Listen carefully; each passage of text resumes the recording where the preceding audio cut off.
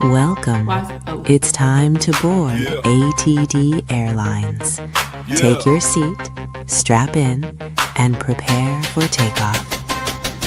Gold dripping off the ropes, family tree colossal, bloodline royal, built on that gospel. Legacy deep, no shallow pool splashing. Dynasty rise, all doubters get to crashing. I acknowledge the dynasty, crown so heavy.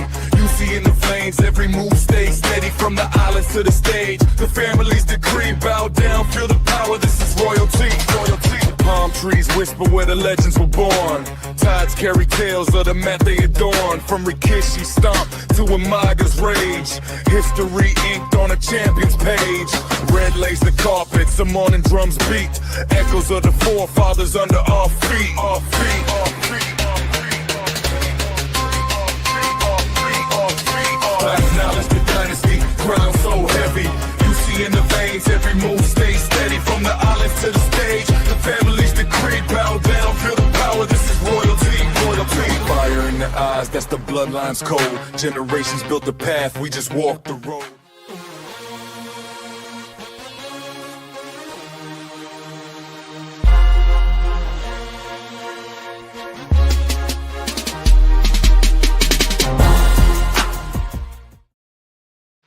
And welcome, guys, to a very special, not a watch party. It's not The Room. If you're looking for The Room, you're going to have to wait. It is a very special interview. This is the second time we've done it. So if you want to see the serious one, go back. But, ladies and gentlemen, the lovely, the talented, Miss Vale Anoa'i is in the building! Hi. All right. Yes, you are. We are excited once again to have Miss Vale on the show. Again, y'all. Now, listen, if y'all didn't see the first one, it's still on the YouTube. That's why y'all need to subscribe, okay? Shout out to the people that's already in the live, Miss Vale. We have people watching from X and from YouTube tonight. So let's just get right into it, Monty. Wherever you all want to go with it, I'll be right here. We'll chit chat. But you know what? Let's talk about you in 2025, because I've been watching your TikToks, and ma'am, you have so many mermaid tails, and just what is that like being a mermaid? Well, it is the grand passion of my life. From the time I was, I want to say 3 years old, my main ambition in life was to be a mermaid. As a matter of fact, when I was in preschool, they asked, what do you want to be when you grow up? And I honestly said, I want to be a mermaid. And the reaction was not exactly, encouraging, but I'm like, I want to be a mermaid. Is that so hard to believe? And then as it turns out, living in Florida is the best possible place to live if you have ambitions of being a mermaid. And then one thing led to another, and now I have 22 tails, 22 of them. And I've got my eye on 2 more, but I've been really good. I have not purchased a new tail since October 15th of 2025. Look at me. I'm holding it together. But so what's it like being a mermaid? Like I said, it's literally my grand passion come to life. It's the ultimate dream come true.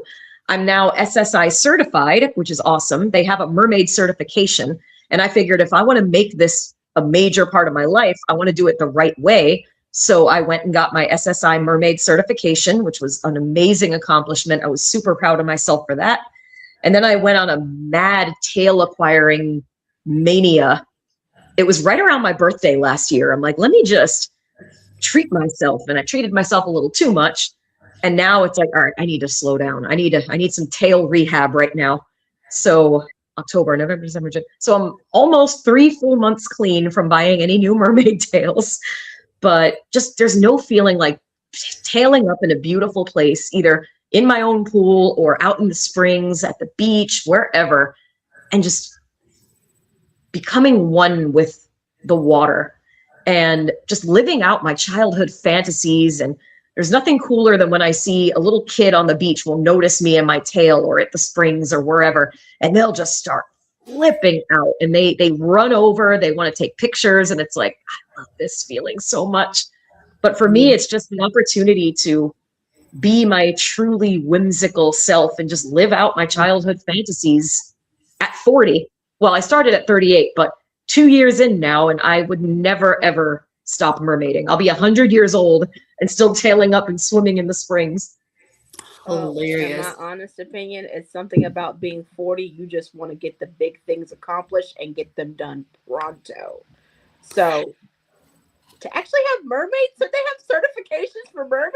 What? Yes. There's the PADI, and then there's SSI. They're both organizations that do actual mermaid certifications. So I was going to ask you, and I'm glad she kind of brought that up to transition into my question, because what specific mer talents did you have to get this certification?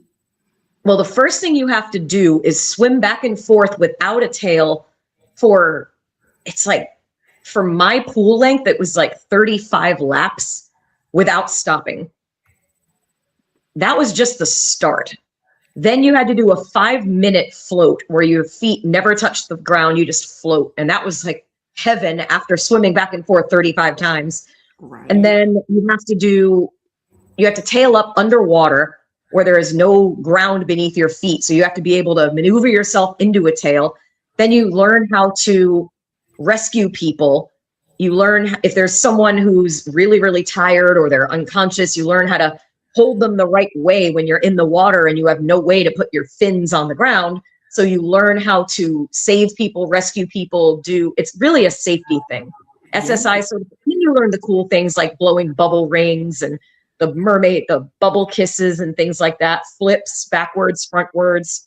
There's a lot of really cool things. And then you have to be able to get out of the water onto the edge of the pool without using your legs. So you got to have some serious propulsion and arm strength. Dookie, crappy, weak arms. But I could, use my propulsion power to kind of shoot myself up and turn and get up there. It's like, okay, as long as I can get out, I pass that part. So, but yeah, I passed and it was amazing. And I was so proud of myself. And it's like, I'm a SSI certified mermaid. It's like, wow. That was one of those things that was on my bucket list for 2025. I really, really wanted to get that done. And I was so glad that I did. Really Mimi cool says Mermaid Tales Anonymous with a little smile. Oh, believe me, I am not the only one. There are so many other MERS out there that are just as obsessed as I am. And some of them have a lot more fundage to play with than I do. So they're able to buy, like every month they're buying these stunningly gigantic, gorgeous tails. And I'm like, I'm a teacher. Yes. So like mermaid intervention. Tails. But it's worth it. And then the thing is, it's not like I'm just collecting them and hanging them up. I'm using these. These are part of my business. So technically, they're a business expense. There you go. Which technically means you can write them off for your taxes. I can. There you go. I have seen, like, one of the favorite ones I want to think is, like, I like the one that you got. Anything with the orange, let me think. Is it like an orange and a red? And then I think you have a red and black one. I think that I've seen you in that I really like. I have the bright orange and yellow one. That one is a FinFun tail. I love FinFun. They're an amazing company. I got my first several tails from FinFun. And every once in a while, I still grab a FinFun tail because I really like these tails. But the yellow and orange one was from FinFun. Actually, the big red and black one is a custom designed FinFun tail. They have this custom tail designer tool on their website that they debuted last year. And it was the worst thing that could have ever happened to my wallet, but I had so much fun. I custom designed, let me think here, 1, 2, 3, 4. I want to say I've custom designed 4 tails that are just my own design. And then FinFun is able to print them and mail them out to me with the vinyl insert and everything. And I was like, oh no, I'm in so much trouble. Oh goodness. This awesome young lady right here has a question for you, Miss Mimi. She is she's within our network. She has her, she does the Mimi Morning Show. So she's within our network that our pod is in. But she says, congratulations on obtaining your SSI. What are your goals for 2026? And that correlates with our next question. Perfect. So in 2026, one of the things I desperately want to do is travel more with my tails, get out of Florida, get out of the United States. I'm actually planning a trip again to Ireland and Scotland for the summer. And I'm definitely bringing a tail. Like, I don't care how I'm going to get it there. I am bringing a tail because I have a goal to tail up right on the shore of Loch Ness and to tail up right at the ferry pools on the Isle of Skye. And then in Ireland, there's this gorgeous place called Glendalough, and I want to bring my tail there and just, I don't care if I freeze to death, it'll be worth it, because no matter when you go to Ireland or Scotland, it's going to be cold. I was in Scotland in June, and it was like 40, 50 degrees. It was hailing. I'm like, Oh no. I love this place so much. It's worth freezing. It's worth everything. But it gets extremely cold there, but I don't care. Like, I will take a moment, shed all my layers, just pop the tail on. It's like, take the picture, film the video, put all the layers back on and shake for 45 minutes. But I definitely want to mermaid out of the country more. I did Canada last year, which was super cool, but I want to go farther. And then I would also love to have more mermaid story time bookings. I would love to do more birthday parties, just more opportunities to bring my mermaid magic to as many people as I possibly can in 2026. Oh, I love that. I love that. There's one video that you made on TikTok not too long ago. Can I just tell you right now? I don't know how you guys shot it, but you're underwater and it is just so beautifully shot in the way you did it. If it was with the I just wanted to make, because I saw the video and I was like, oh my gosh. Was it with a reddish colored tail? Pardon? Was it with a reddish colored tail, and were there sharks and stingrays in the water? I don't remember. I don't think it was that. You were in your pool, I think, and like yeah. there was a moment where you turned and I was like, oh my goodness, this is a 90s music video I'm watching. But so I just love the way it was shot. I was like, that was beautiful. What I do is I have an underwater digital camera, and I attach it to this little tripod that's got rubber legs and it's adjustable, which I love. And I just set that on the bottom step of the pool, and I angle it just right where it's kind of like in the far side. And then I hit record, I go down, I start swimming, I record. And then when I upload it, that's when I get all the screenshots, because obviously I can't film and take photos with this old school digital camera at the same time. So when I put it on my Google Drive and then I go to upload it, it's like screenshot. And sometimes I get some really good ones, and I just get so happy when that happens. It's the best. But I just saw that one and I was like, this is like a late 90s music video. Like, I just thought it was so cool. Thank you. I just like the way that angle was shot and everything. Excuse me. I'm talking like somebody that knows what they're talking about, and I don't. But I just like the way it was very artistic. You sure sound like you know what you're talking about, which is awesome. It was very artistic to me, and I enjoyed it, and I just wanted to know, like, do they make waterproof cameras like that? I'm like, I know she didn't use her iPhone to do this, because I don't have know she put an iPhone in water. What's going to happen to it? No iPhones for me. No, I actually did buy a really nice digital camera that's specifically for underwater, and it's the dream. That thing was probably the best money I ever spent in my life, because I'm able to create. The minute it gets warm outside, I am flinging myself in the pool with a tail, and it's like, record, go. And then lately I've been swimming with the long flowy gowns on and a tail, and that is just game changing. When I did that for the first time, it's like, okay, I don't think I'll ever swim without a fabulous gown and a tail ever again, because this is the coolest thing ever. And it just makes for such cool effects. Honestly, it was fabulous though. Les, she's muted. I'll be right back. Okay.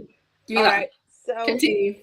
let's talk about opportunities for booking. I understand that you were talking about wanting to do more birthday parties and everything else. Mm-hmm. Is there any way that the people can find you and book you? Oh, yeah. So I am very active on Facebook. I'm very active on Instagram and on TikTok. But what I do, especially on Facebook, there's a lot of like local word of mouth groups and like groups specifically for a certain cities or the county. And I go on there and I post a really nice post basically explaining all of the services I offer. And it, people, if they're interested, they can contact me. And word of mouth is really the best way. If I do an event, I'll always try to hand out my business cards because I'm like, look, pass this on to somebody who has kids, who wants to have a mermaid at their party. Or they'll ask me flat out, do you do birthday parties? I said, yes, I do. And I did one for I want to say he just turned 2. And the funny thing was, it was an in-water party. It was at this big public pool. And turned out the kid had zero interest in me as a mermaid. But there was another kid that happened to be there who was absolutely fascinated. And she just swam by my side for a solid hour. And her parents were so grateful that I was interacting with her because she wasn't even involved in the party. But I said, look, if the birthday kid's not going to engage and you get to be the birthday kid today. And it was so nice. And her parents were so kind. And they even Zelled me or Venmoed, whatever it was. They Venmoed me a tip because I was, hanging out with her daughter and talking to her and showing her my tail and it just bringing that magic. And it was such a nice feeling. It's like, look, I don't even mind that the birthday kid had no interest in that there was a mermaid because one kid did. And that one kid's whole day was made. And I'm all about making people's day. Okay, Mimi has a wonderful question. She says, what's the most interesting thing you've done? The most interesting event you've been as a mermaid at? Are there any events? Are there any more events you do that are more common than not? Most interesting event. I did a couple of Comic Cons, which is fun. I love doing Comic Cons because not only do I get to be a costume character, but I have my art for sale. I have my books for sale, my Vale's Varied Treasures for sale, a lot of my craft creations. So it's kind of like a double bonus. But I also love the Mermaid Storytime events, whether they're at a bookstore or a library. There was one in particular at the Fruitland Park Library. They were doing themed weeks, and this one happened to be for the color blue. So they contacted me and asked me if I would do a mermaid appearance. I was not expecting the gigantic crowd that showed up. There were at least 108 kids all dressed up as mermaids. And I'm like, this is incredible. And that was really cool. And the local newspaper wrote up a story about me. And I'm like, oh my gosh, this is awesome. So definitely mermaid story times. The Comic Cons are a blast. But I also got to host a few mermaid craft classes, which was awesome. Because there's so many things, like you have my Vale's Varied Treasures can very easily become mermaid themed treasures. And I do a lot of those actually. So you have your seashells, your sea glass, your pearls, sand.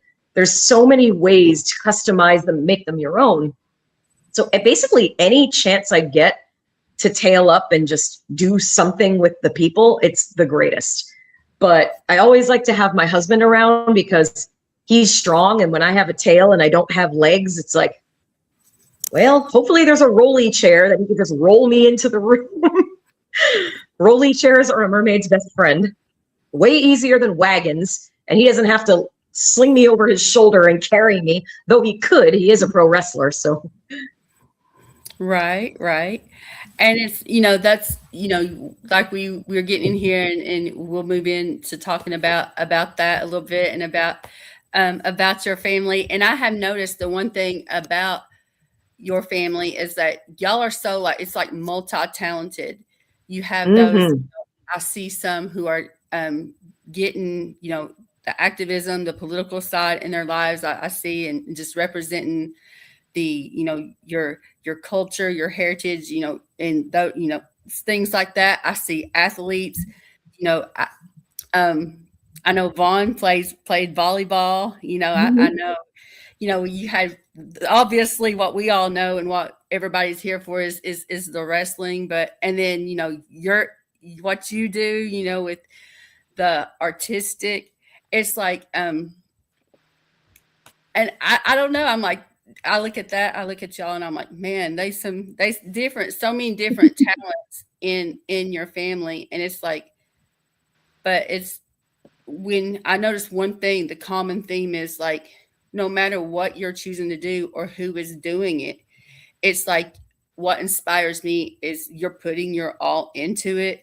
whether it's football, whether it's volleyball, whether it's activism and, you know, helping people, or whether it's art and or even in your daily job helping children. You know, you all put your whole or writing your whole heart into it, and that's what I love. It's so diverse, but yet it's kind of all the same just for that reason. And now, is that a part because many of you, or perhaps all of you, have grown up in that being a part of culture, of heritage, as being like giving and giving back and family? I know definitely I've learned family definitely is a part of when it comes to culture, but I don't know if there's really a question, but like, what do you agree in the diversity, like in the family and talents and giving and what you all give to back to us and to the universe and to the world? Well, an easy way to answer that question, I'm sure you've all seen the absolutely wonderful movie Encanto. Right. Okay. Yes. Everyone in the Madrigal family use their gifts to help the people. Yes. It's never a selfish thing. If you have a gift, it's your job to share that gift with the world. And I feel like my family is very much the same way. None of us have a gift and hoard it, or have a talent and to just keep it to ourselves. It's like we offer our gifts to the world. And you mentioned a lot of very different gifts and talents that my family has, but you got to hear us sing. I don't think there's anyone in my Samoan side of the family who does not have a stunningly beautiful singing voice. Like, they can sing.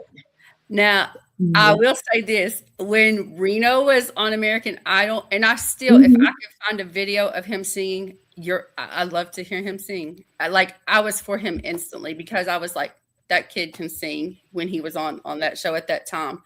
And but yeah, yes. See, that is true. I should have thought of him. That was one of those first ones I should have brought up, but I got chatty and I got nervous. I ain't gonna lie. No need for the nerves. But I guess it is a cultural thing, because if you're given a gift in this world, it's your job to share the gift. Whatever it is, whether it's athleticism, whether it's intellectualism, whether it's artistic talent, no matter what it is, you have this gift for a reason. And it's never just to further your own agenda. It's to raise everyone up with you. And not just the family, but anyone you come in contact with. If you can make somebody's life better in any way, even 1% better through your gifts, that's what you're here for, to share what you do and to have it help people. Yes, and that's what Nessa was saying here. If I could, I feel like you tonight leaning in to see these comments. She says, yes, I love that, because why hide parts of you? That's a beautiful way. Why hide parts of you? Beautiful. That was really, really beautiful. And now that brings us to the important part and the reason why this podcast exists. Let's talk about the business and the family in the business. And better yet, I want to get your take on the Bloodline storyline as a whole in general. What do you think about the storyline? Well, to be perfectly honest, I have not watched pretty much any wrestling since shortly after Dad passed away. I don't really know what's happening with the Bloodline storyline right now. I know that it fractured. I know that there were two different factions. I know that Paul Heyman decided to break away from Roman, and it's kind of like, I don't know much about what's going on lately because I spent so much of my life focusing so heavy on wrestling. It's like, it's kind of nice to not know what's going on. Now, Julio, my husband, he watches every week, of course. And if there's something major that's happening, I'll see clips of things online. But I feel like when it was in its prime, it was absolutely brilliant. And then it kind of lost its way for a bit. And I'm not sure if it's kind of refound its focus. I'm just happy that they're all still there. I'm just happy that anytime you turn on WWE programming, someone in my family is still on that screen, still entertaining the world. And in any capacity, that's a good thing. And I know Paul Heyman is kind of a pariah in the storyline. However, he is one of the few people from the wrestling world who has kept in touch with me, who checks in on me every once in a while. And he is just the sweetest, kindest, most genuine soul. And I absolutely adore that man. It's like, you can't talk bad to me about Paul Heyman, because I know the real Paul Heyman, and God, he was so helpful to me. Even at Dad's funeral, he spent the longest time just sitting with me and holding my hand and telling me stories about when he lost his dad, and about how stories that he had never told another living soul about my dad and uncle. And just the things he was saying to me, the advice he was giving me was so healing and so beautifully timed. Like, I will never be able to thank him enough for taking that time to sit with me and just give me that one-on-one undivided attention. When there were so many other people in the room, he made me feel like I was the only person. And I think it's because he knew, out of all my dad's kids, I was the one that lived with him the longest. I was the one that was there every single day. I was the one who was just, in a way, I was the one who was truly with him and closest. And I mean, they all loved him. He loved all of them, but I was the one who never left. So I was the one who was truly there. And Dad was the center of my universe for so many years. And losing him was like losing like my insides. I had no anchor, no sense of direction. Like, I was completely, like, I didn't have any sense of what my life was going to be past that point. But that conversation with Paul Heyman that day just kind of reset me in a way. And I'm never going to be able to thank him enough for that. And after that, I felt like I'm actually allowed to just restructure my life now and make it about my passions and like my desires, instead of always the business. So it's, in a way, it was very freeing. And I know without any doubt that Dad would be very proud of me and all that I've accomplished over the last year and a half, and that I still hear his voice all the time. Like, sometimes in my head, sometimes I see him in my dreams. And he's always happy in the dreams, which really means a lot to me. And it's very comforting when I have those moments where I'll just hear his voice and I'll be like, oh, yeah, that was Dad. Yes. And it's funny because, like, I had done an episode, like, of a show. I had done a show on Paul Heyman, and I had, in my research, had found basically that your dad and uncle kind of took him, quote unquote, under their wing, and kind of just. So, and then of course I've heard him talk about how he's been with the family all this time. And I could just imagine seeing you all through his eyes, seeing 3-year-old Roman in a locker room. I could just imagine, him getting to see that, like, for example, with him, where he is at now, basically just a rock star in the business. So, and yes, we kid as fans, we that slimy Paul, but I could see also that side to an extent. I can see that side too when the man can speak. I have heard God, yes, meaning of his interviews, and I'm like, can I just sit under him for like I'm like, give me 5 free minutes because I can't afford any more just to sit and hear you say something profound because it always does. Did you hear the interview he did with Stephanie McMahon on her podcast? Yes. My I God, hadn't heard that the was my full thing. favorite episode. Okay. I will have to finish watching it. I will definitely have to finish watching it. But we have another member of the network. He's in and he has a question. Let me get this up here. Monty, can you see it? Can you see John's comment? Yes, that is the 5-time UC winner from Sports for You podcast, Mr. John Watson. He says, growing up, who has more the wild Samoan, your dad or your uncle? Oh, definitely my uncle. My uncle was like the true wild Samoan. And my dad was a little more of an intellectual, I guess you could say. My dad was more of the business guy. He was more the, and my uncle, he was the true wild Samoan, like no question. Uncle Siko was, Uncle Siko was much more wild than my dad was, but boy, my dad had his moments. And I always used to tell people, oh yeah, the wild Samoan, that is not a gimmick. That is 100% who they are. They did some crazy, ridiculous things, usually just to get a rise out of people. If they had any audience whatsoever, it's like, oh God, here we go. Oh my goodness. I love It's like, it. I love it.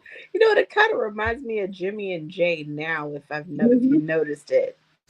It's just Definitely. they tend to, like, Jimmy seems to be the more calm, serious one, whereas Jay is all over the place. There's something with every family, especially with brothers who are that close. Like they're twins, but my dad and my uncle were not twins. My dad was actually a year older, but they were basically for all intents and purposes, they were twins, and they were soulmates, honestly. So many times,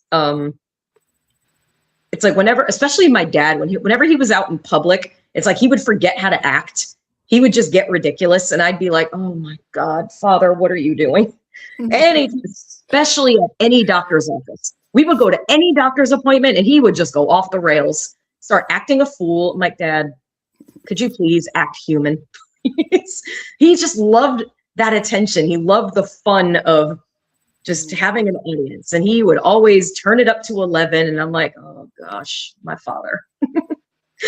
He was so funny. And Uncle just didn't have a filter. Uncle was the wild Samoan all the time. It was amazing. And now you look at the next generation, and I'm like, okay, I see it. I see it. Mr. John also has another question. He says, out of all your siblings and cousin, who reminds you so much of your dad and uncle outside of wrestling? Outside of wrestling. Ooh, that is...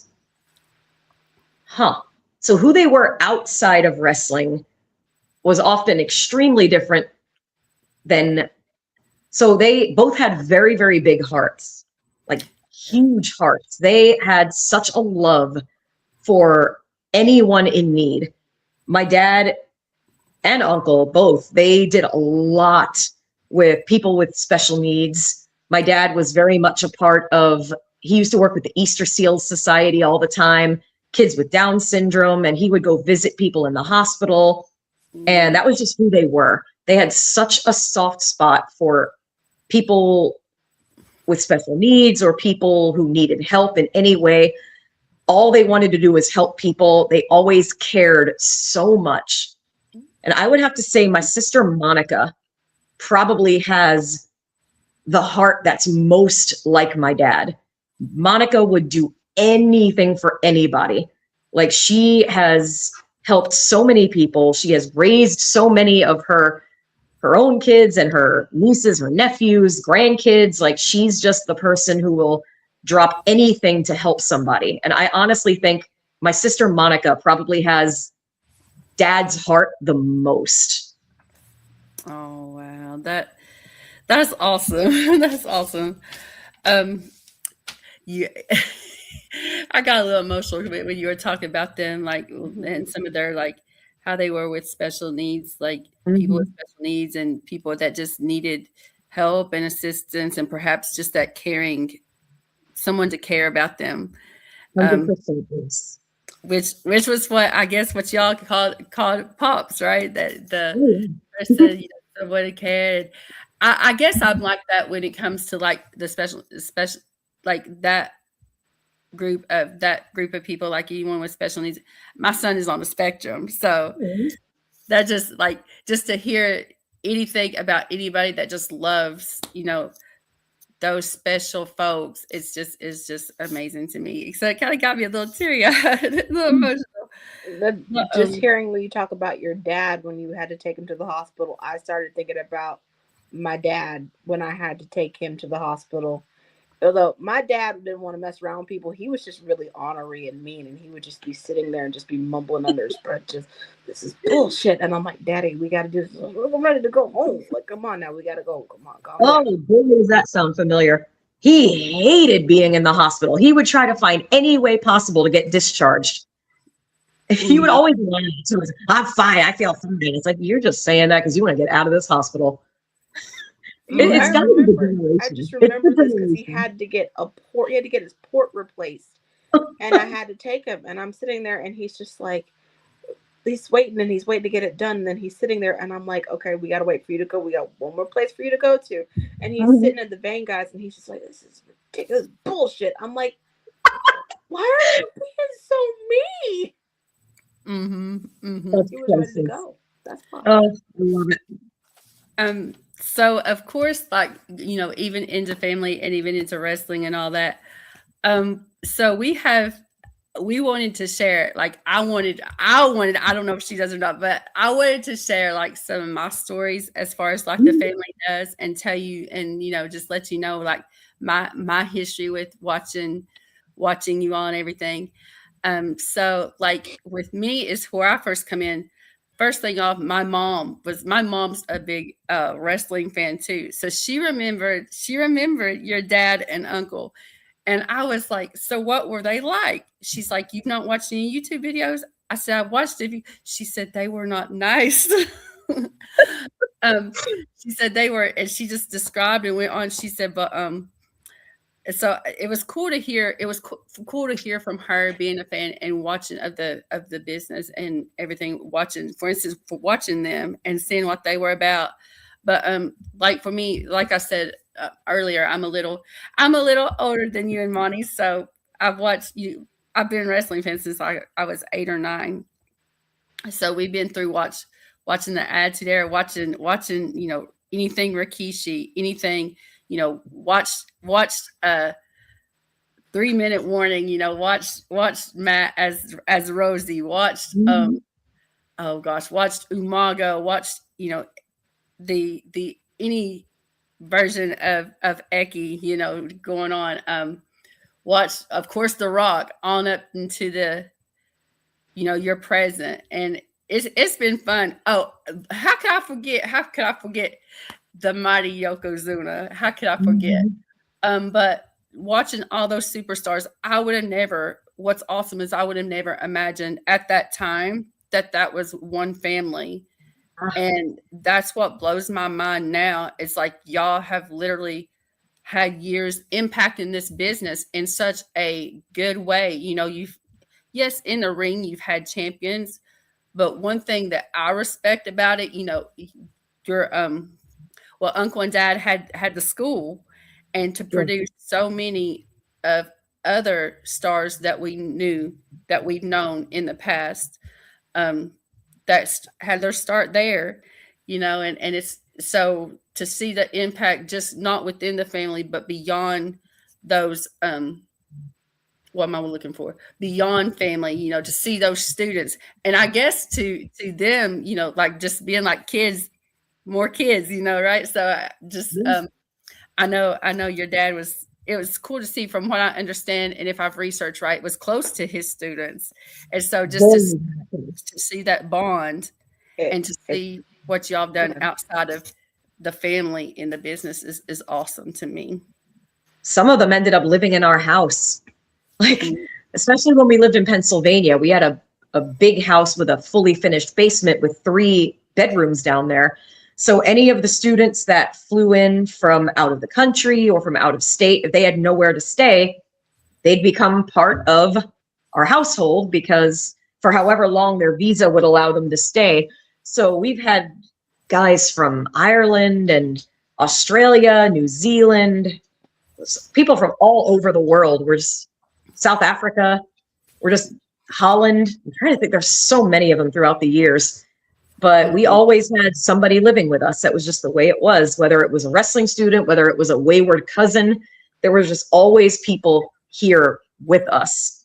Yes. And even after the shows, a lot of times these guys would stay here until crazy hours of the morning.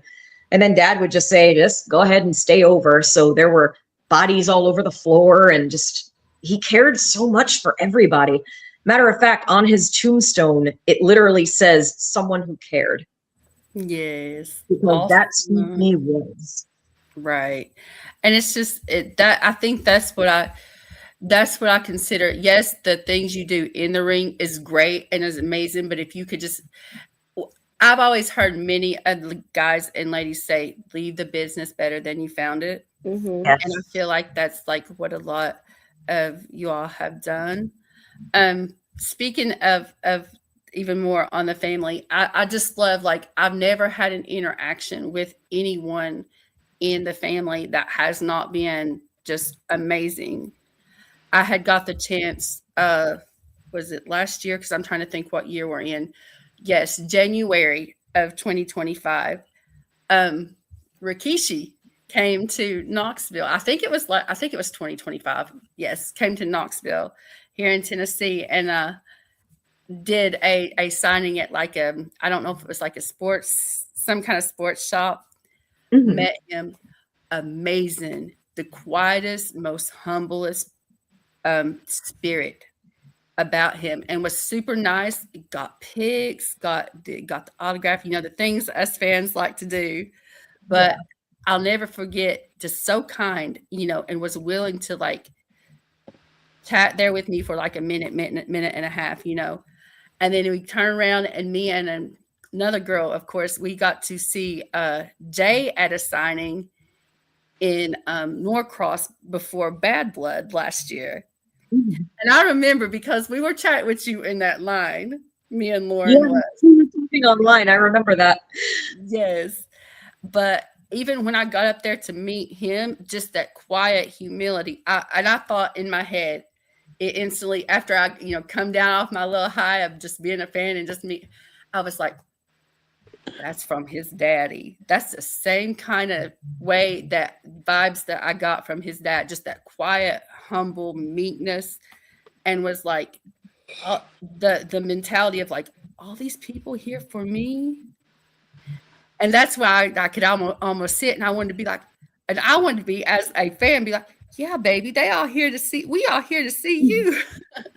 But no, it was fun. And the way he interacted with us, I think that week before, I had went to Georgia. I went down to Georgia Wednesday.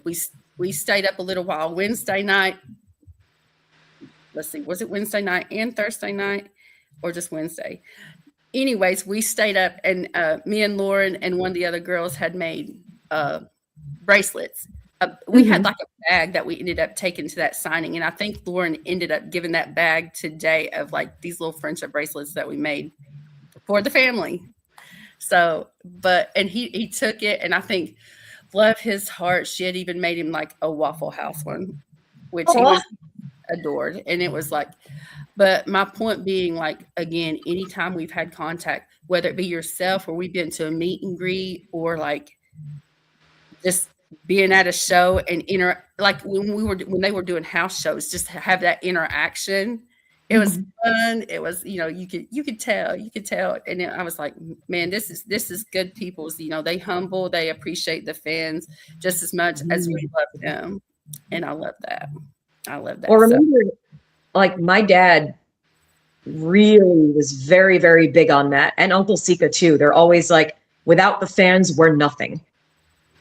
And even in their Hall of Fame speech, Dad, I remember it clear as day, he said, we owe it all to you fans. Yep. Because without the fans, we wouldn't be where we are today. And he took that very much to heart. He never, ever denied a fan that moment to have. because it's all about creating those beautiful moments. And I'm so grateful to hear that everyone you've met in the family has been just wonderful and kind. And that's so important, because that's something Dad was very, very adamant about, was be good to the fans, because the fans are the reason you are where you are.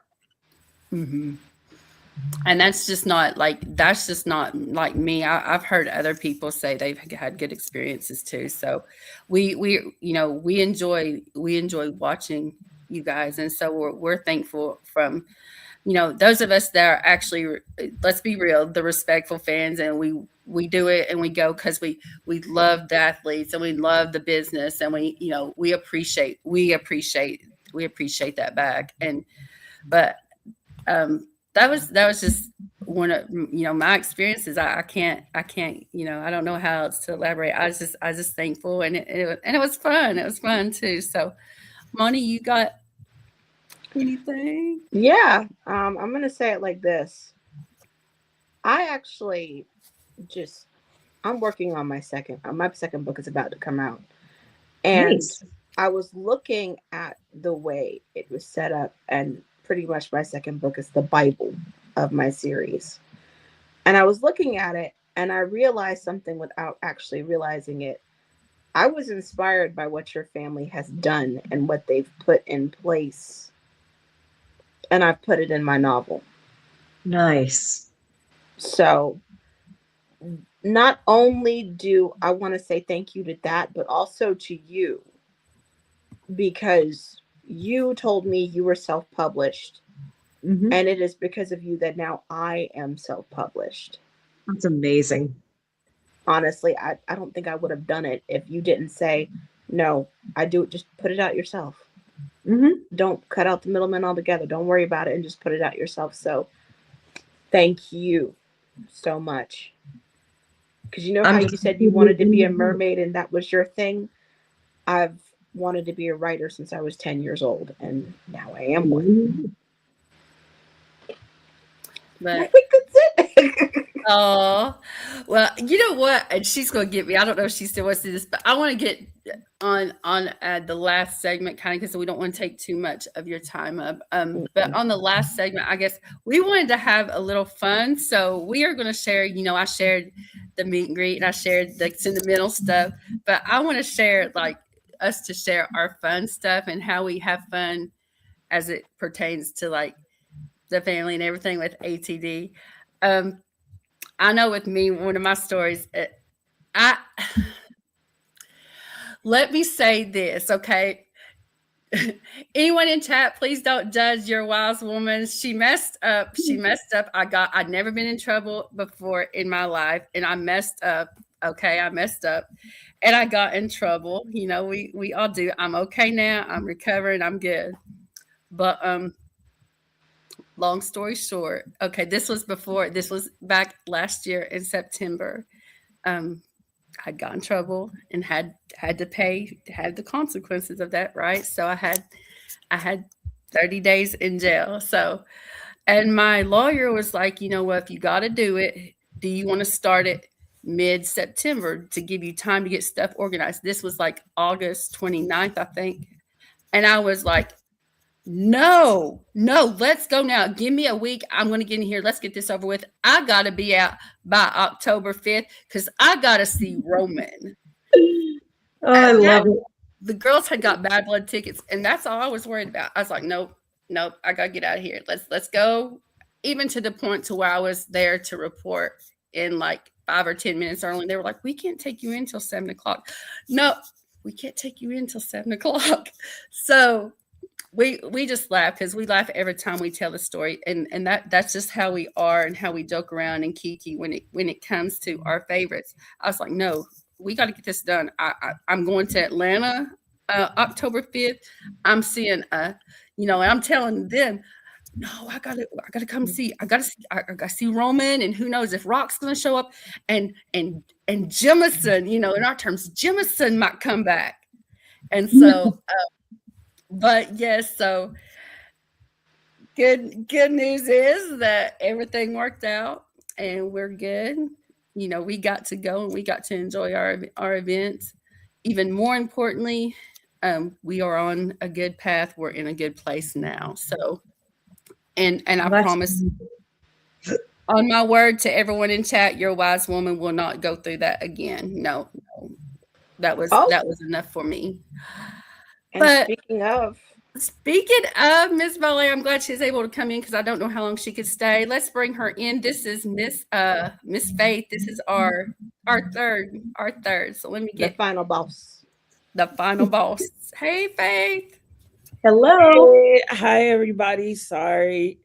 Work be working, okay? And I'm still working, but I could not miss the opportunity to say hello to the beautiful Vale.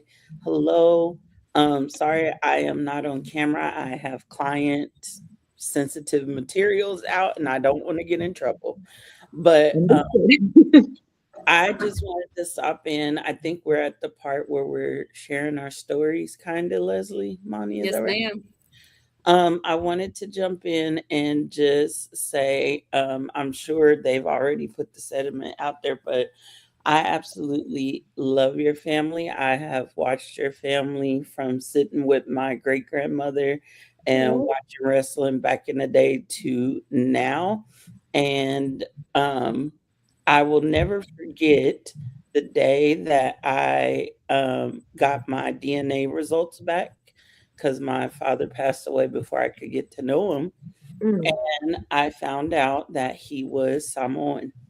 Oh, wow. And so me and my youngest daughter have just immersed ourselves in learning the culture, and we're planning a trip to America Samoa just so we could have that experience. But I love the Usos. I am a huge tag team girl. I love the tag team division. And watching Jay, Jimmy, Roman back through the pandemic and everything, I was battling colon cancer at that time. And I really had not a lot of joy during that time. But one thing I was not going to miss was my guys. That's how I refer to them, my guys, because they kept me in a place of happiness. And so I just thank your family for joining the industry, being a part of the industry. I love your artwork. Thank you. I think it is amazing. I think you are uberly talented. I love seeing you with your tail on and during the mermaid. And if I lived closer, I would definitely book you. Okay. I would definitely book you because I think my youngest daughter would get a kick out of that. But I just wanted to jump in. Thank you for being who you are, for being so authentic and honest, sharing your heart with us, sharing your art with us, always being available to ATD. We appreciate it tremendously. And that's it. I gotta go, guys. I have another client call coming up. Thank you so much. That means so much to me, truly, because if you're not going to be authentic, what are you even doing? Like, just be who you are. That's my whole philosophy. Okay, I'm trying to do this the way Jen Z does it, and I'm not doing it right. So I'm sorry once again. I'm gonna learn how to do this right. Oh, yeah, I do mine. I'm old school. I do mine like this with the whole hand. How they do it? That one finger heart thing. It's like, I don't know. This feels more natural for me. Again, don't judge me. I'm trying to be cool, okay? Okay, my child is feral, okay? I have an Gen Alpha Honey Badger, okay? I'm gonna learn some cool stuff before I die. Forgive me.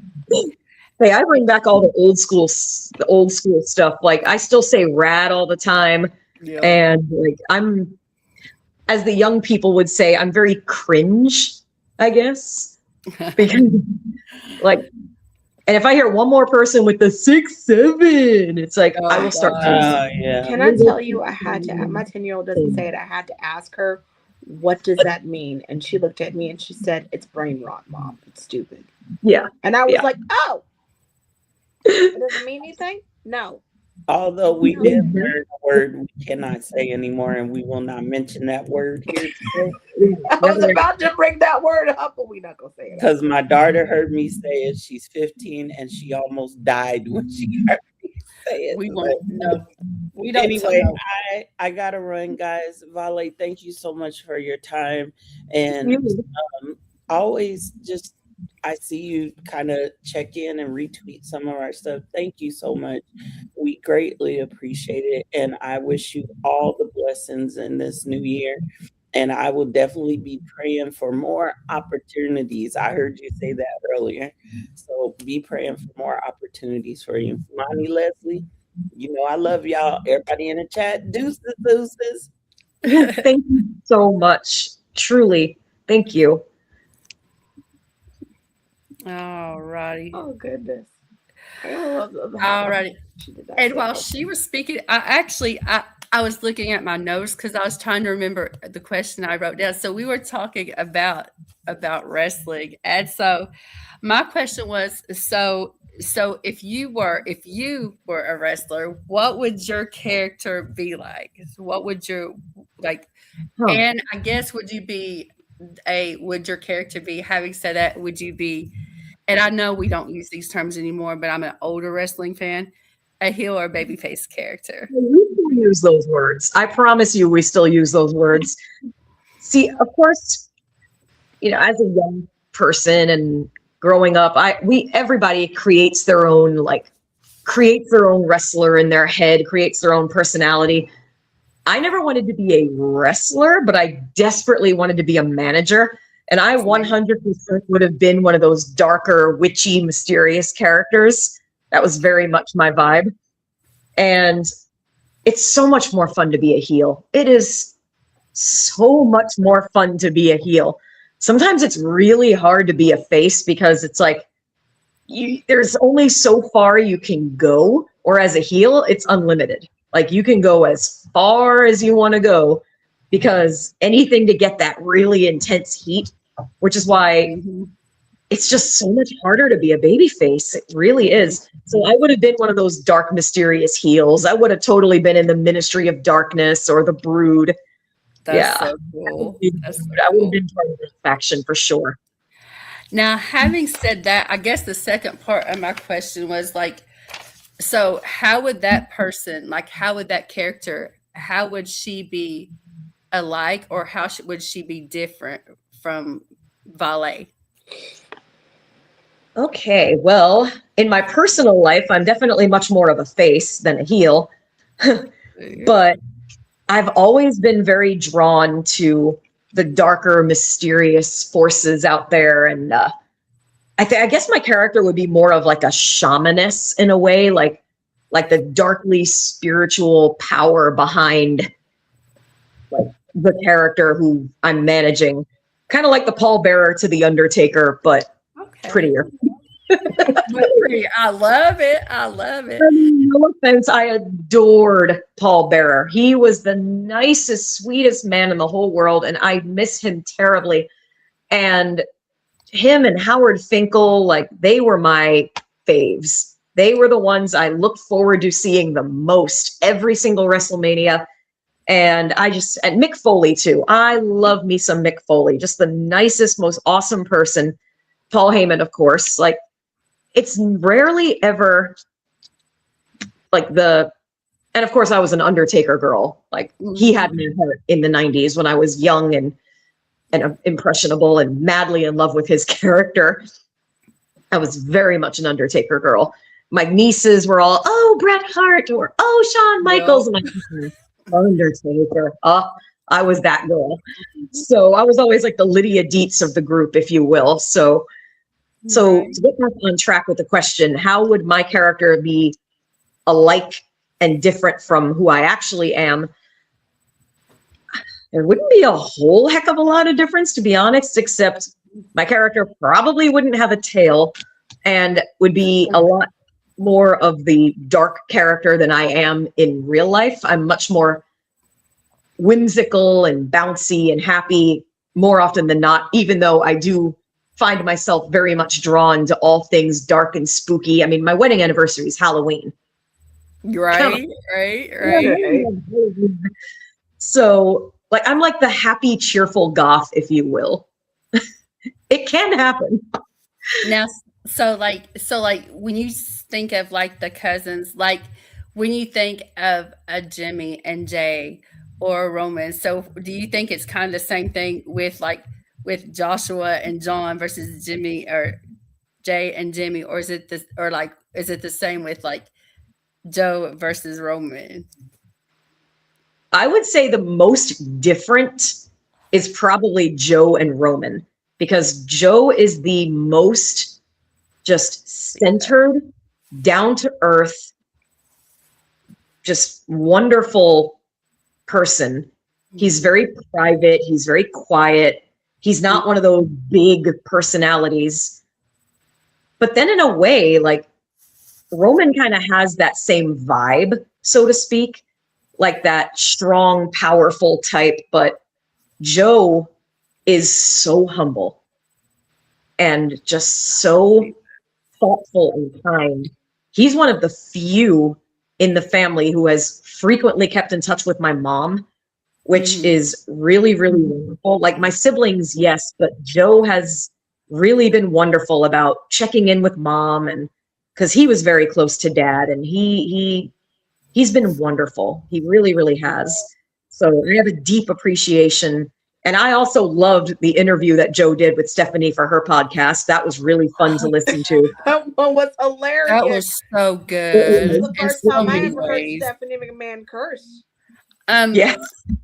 I'm gonna need him to get a part 2 with Stephanie. That's how good that was. That was so good.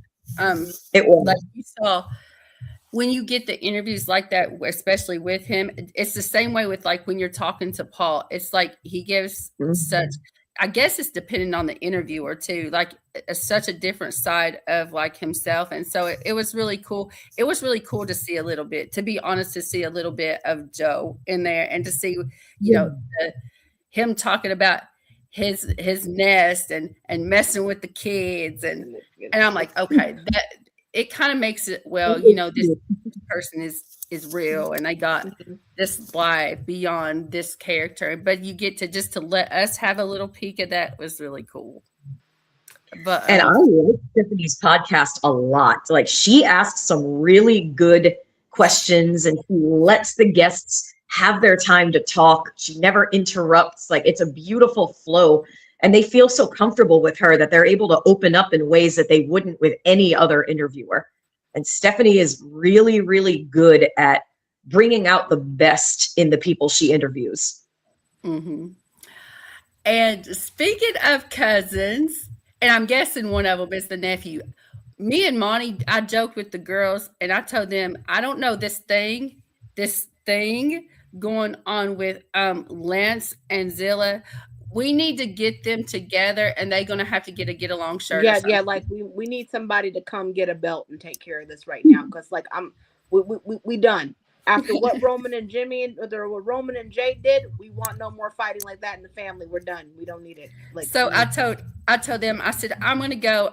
If I got the family tree right, I'm guessing you're auntie to Lance.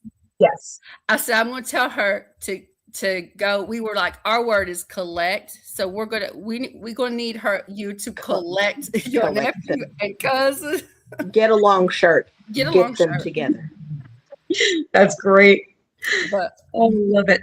But yes, we and it's even, you know, when we talk about the family, it's including, you know, Zilla and Lance and Jacob, and you know, just to see them thrive wherever they're thriving at. We kid with that, but like the support is so real there, no matter what they're doing, even if they're super kicking each other in the faces. But still, even though we know, it still traumatizes us. Like, we need everybody to get along now.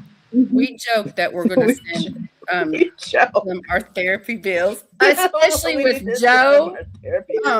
I'm gonna need, he getting my therapy bills from like 2020 on up. I kid, but no. And that's just complimenting them, though, that they're doing. They're so good at what they do. And do you want to share with her what we were with. Monty, I'm going to let you do the nicknames if you want to do the nicknames. Okay, so just in case, I'm going to go ahead and refill everybody. Vale, I'm sure I told you the story, but my grandma passed away 15 months after my dad passed. My grandma pretty much raised me from the time I was 6 up until Gulag Sir to the time I was 36.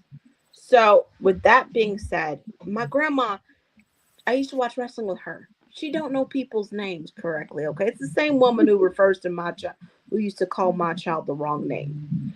Now, I give everybody a nickname because of her.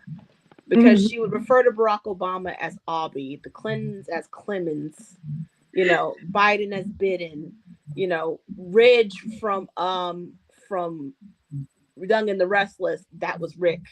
Victor Newman was always Victor Newman. But she didn't know how to say people's names. And so everybody has a nickname, as you know. Jimmy is Jimison. Jay is Jameson. Everybody knows we refer to Drew McIntyre as what? Chest hair. Now, not just any chest hair, Scottish it's just chest hair. It's just chest hair. Now we have, we have nicknames for, everybody else, but we also have a nickname, several nicknames for Roman Reigns. The first one, of course, is Romante. Romante. Explain to her who Romante is. Romante is the person who we're trying to get back on television because he's not speaking to us right now.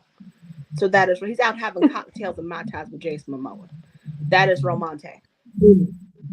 And then there is Romathan. Romathan is whenever he's out in the ring and he's getting ready to talk and then somebody interrupts him before he can become Romante. And then, of course, there's a nickname, and a lot of people don't get it, but allow me to explain it. That nickname is actually something that in my culture, we reserve for kids that are bad. And that nickname is Man.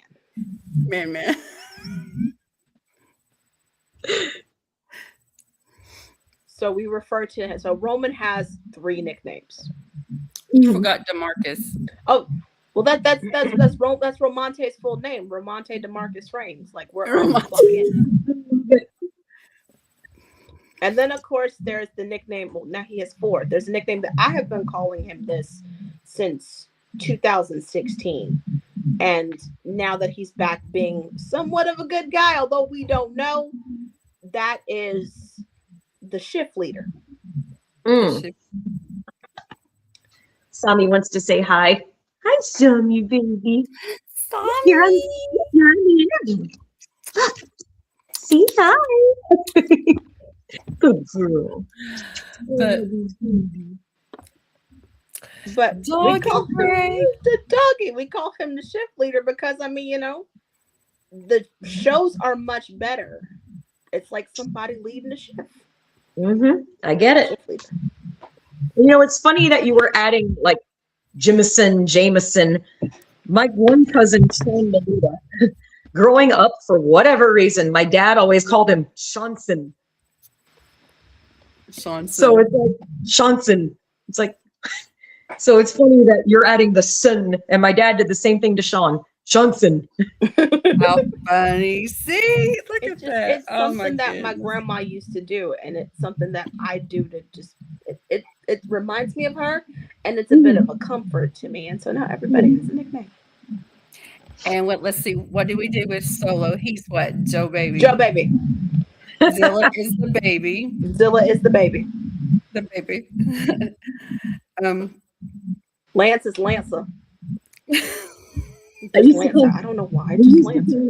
Lancifer when he was little. They called him, really? We called him Lancifer. And he was such a good kid. He was like the best behaved one of the whole bunch, but we still called him Lancifer. How funny. Now, if he was to ever come across this stream, he's going to be like, Auntie, why did you tell them that? Like, so Vale, We love you, what are Lance. you doing giving away all the secrets? Uh-huh. But no. But we love you though. Just don't be kicking Zilla in the face no more. Can y'all please just get along? Like, I'm tired of the fighting. Oh, we have, we have a good time, and it's everything is sincere, and it's, I guess, like, our nicknames is our little love language, or our little fan language or whatnot. But we have a ball, and it's just like, and that's just what, like you all do for us. It's brought us together. We come together basically with our origin story. I can't remember if we shared the last time, but we were just some wrestling fans in a Twitter space. And it just so happened that we were all fans, be it it was Roman, okay? It was Roman. But we were all fans, and we were all talking wrestling, and we were all talking, Roman and bloodline and all this stuff. And it was just one of those, hey, we should do a podcast.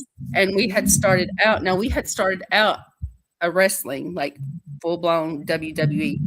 And it got taxing. It got tedious. Yeah. We covered everybody.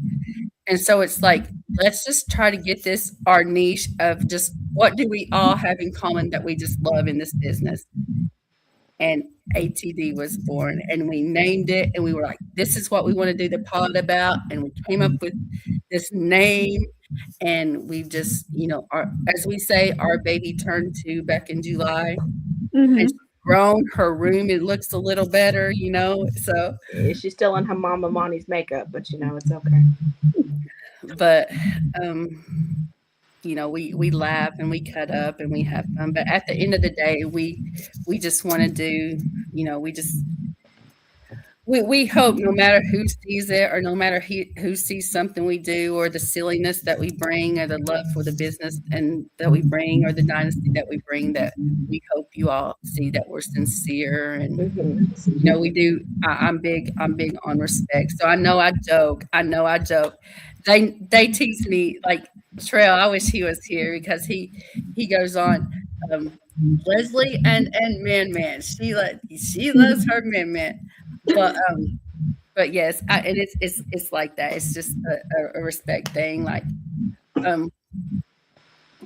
but it's like the thing with him. I will be honest. Here's the thing with Roman. Like, he was in the Shield when I lost my father.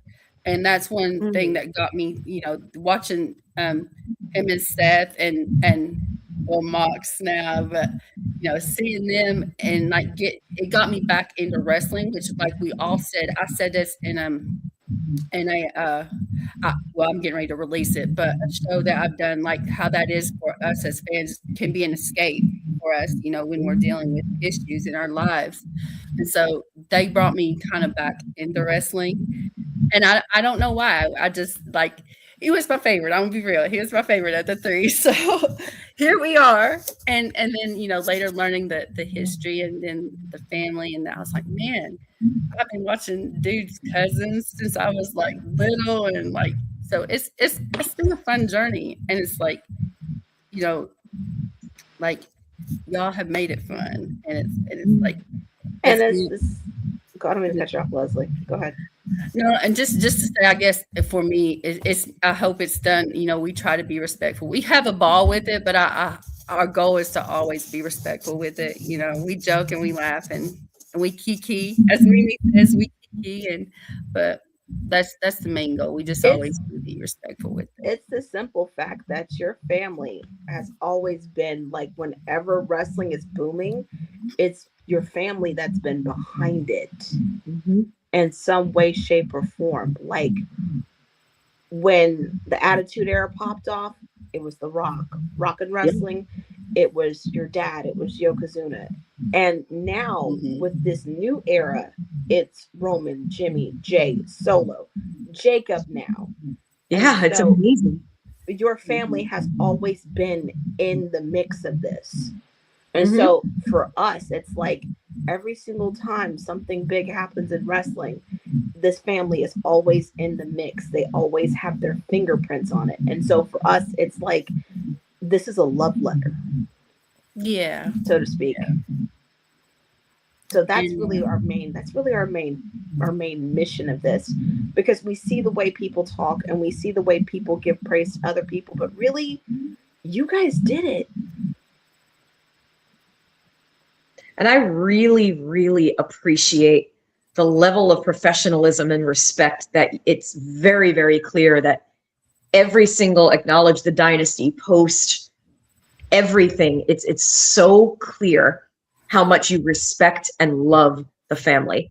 I've seen you stick up for us. I've seen you tear down people who have said not so nice things. And that's amazing. Like it shows the genuine love and respect and appreciation. And that's all we could ever ask for. That's all any of us could ever ask for, is for people who truly love and appreciate and care about what this family has built, the seeds that have been planted, and the giant forest that has grown from those seeds. It's like, and there's no slowing down. Like there's always another one rising through the ranks. There's just so many of us. And like, I don't think there's ever going to be a point in wrestling ever in all of the future where there won't be at least one member of my family still in wrestling in some way, shape, or form. I agree with that. And, and from what we're seeing, the future is looking bright, and to hear those backstories of the young ones, and it's super, just the stories throughout the generations. It's inspiring, and it's just, but you're right. I believe the business is in good hands. I believe it's in good hands. And, again, I'm just, I do want to say this. Anybody, if they got a fee, wonderful. We'll get them on. We'll pay and get them on. But anyone's welcome to come on. We have been trying to connect with brother, with Alpha Junior, like, because I think he was on an episode with like Joe Lowry. And What a Day, Joe. Yes, and he was like, and Joe had just happened to mention us, and he was like, get in my DMs, and I'm like, dude, I've been trying to get you, but I know with BPW he is slammed and he is busy. But having said that, I just want you to know, and you all to know, like, our door is open anytime.